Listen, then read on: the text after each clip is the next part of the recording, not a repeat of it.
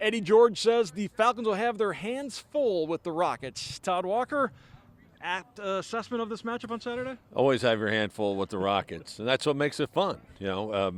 This rivalry has become more competitive over the last 4 or 5 years, coinciding with Coach Loeffler's arrival, and I think Coach George wants to pick it up at the same intensity, and I think that's an apt way to look at it. If you don't have a healthy respect for your rival, you're not going to be able to get a W. So clearly, everybody says they have the best talent in the MAC year after year, so just on that alone, you'd have to say you got your hands full.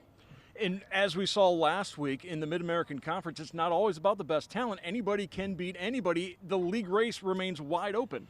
Yeah, obviously Ohio losing surprised a lot of people, and Toledo's loss of Western Michigan a couple weeks back was surprising.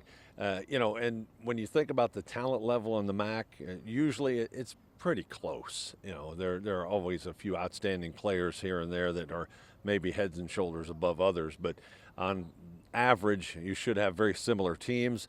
And a lot of times it just comes down to who makes the best decision at quarterback or who makes that extra broken tackle. So we'll see how it turns out on Saturday. Let's talk about this quarterback matchup, because obviously Drew Pine and Tucker Gleason aren't going head-to-head, but at the same time the attention is going to be focused on the two of them. Tucker Gleason, a bigger physical quarterback than Drew Pine, but Drew Pine more experienced than Tucker.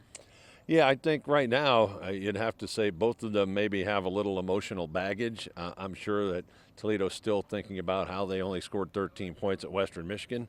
As for Drew, his last time out, he threw an interception in the end zone that likely could have been the difference against Ohio University, took a touchdown off the board. So I think both of them maybe have a little something to prove right now. So it'll be interesting to see which one can come out and play better. I would say for sure Tucker Gleason's had more experience. He's played more games, even though Drew's been around longer in his career.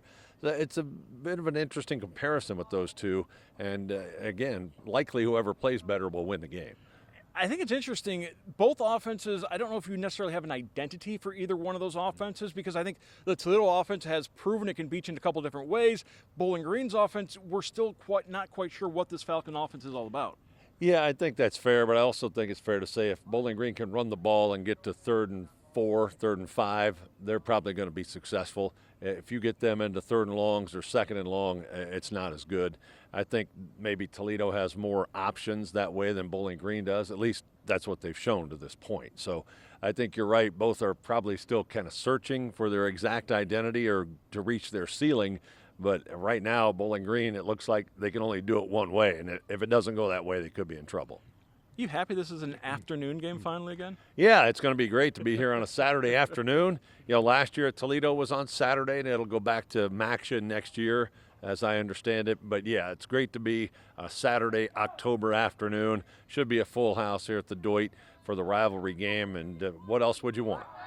I think it's interesting that the last 4 meetings, the road team has won each of those meetings. I'm not sure what you can put into that, but the fact of the matter is it's now happened 4 years in a row.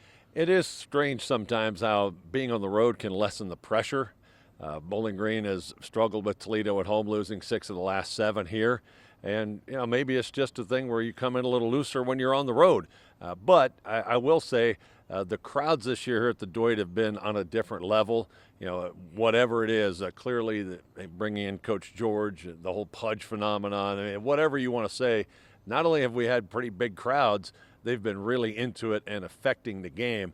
This place is going to be sold out on Saturday from all indications, and hopefully it can be a real home court, home field advantage. Yeah, close to a 60% jump in home attendance for Bowling Green this season. The largest crowd ever at Doit Perry Stadium was 1982 against Toledo. Close to 34,000 were at the game for that one. Perhaps we're going to see another record coming up this Saturday in the 300th ever game here at the Doit. I want to thank Todd Walker, the voice of the Bowling Green Falcons from the Bowling Green Falcon Radio Network, for joining us. Todd, thank you once again. Good to see you, Mark. Go Falcons.